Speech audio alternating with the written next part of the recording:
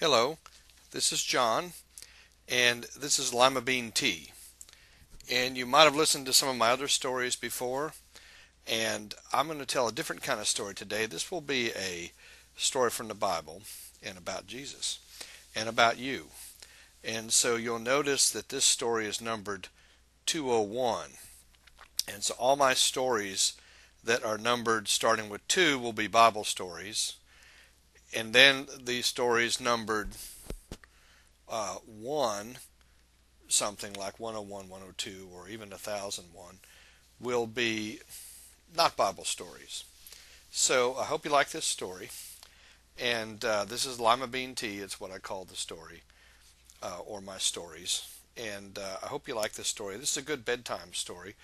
And this is meant for teenagers. Other people may like this story, but I'm really shooting for a teenage audience here. So if you're between 13 and 18, and if you're or 19, maybe a little older or a little younger, but primarily we're talking about teenagers here. So let's talk about you.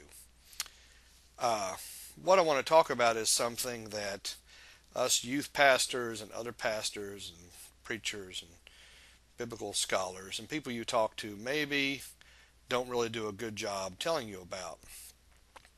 And it's about the resurrection, how Jesus rose from the dead 3 days after he was killed and or crucified. And it may be hard for kids sometimes to understand what's the big deal about the resurrection. To me, it's a really exciting thing, but you might be wondering what the resurrection of Jesus has to do with you.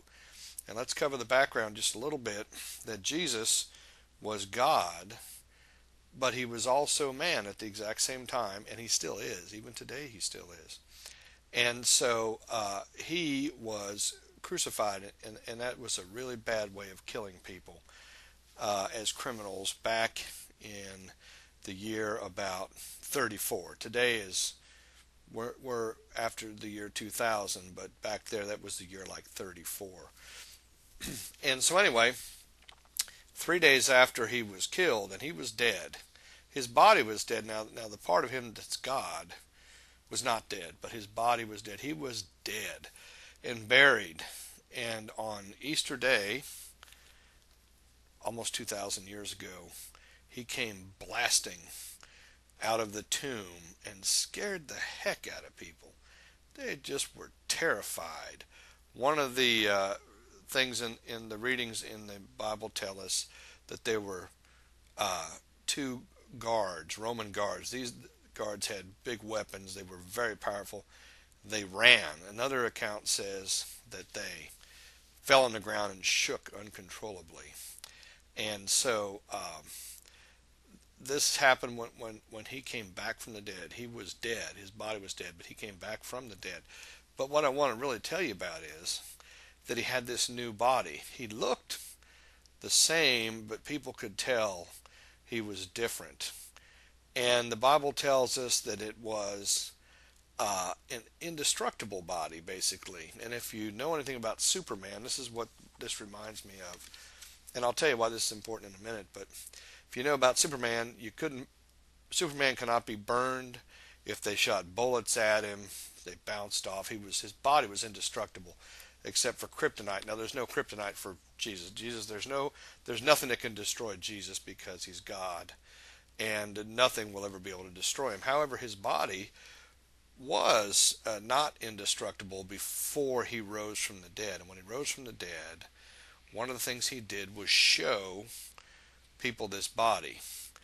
And it was like Superman's body in a way. Now, I'm not saying that Jesus could fly. Maybe he could, but I'm not saying that he flew or wanted to fly. But the body was an indestructible body. And so he still could be recognized by people. He still walked, talked. He ate and drank. The Bible tells us that he ate and drank with his friends, with this body. And so one reason he had this body and showed it to people, there's several reasons, but one reason was to show them the body he was going to give all of them and everyone who believes in him. And that means for all of us believers that when the time comes when we die, the Bible tells us he will bring us back to life at a time that he chooses, and he will bring all the believers back and give us these indestructible bodies. Now, but you won't look like Superman. You look like you, and one reason is he loves you, and he likes the way your body looks. You might think it doesn't look quite right, but he'll give us these indestructible bodies. Now, I'm not saying we'll be able to fly. That would be really cool. If I could fly, that would be excellent. It would make it even more fun. But this body will never die. It'll be indestructible. You can still eat, drink, talk, do all those things.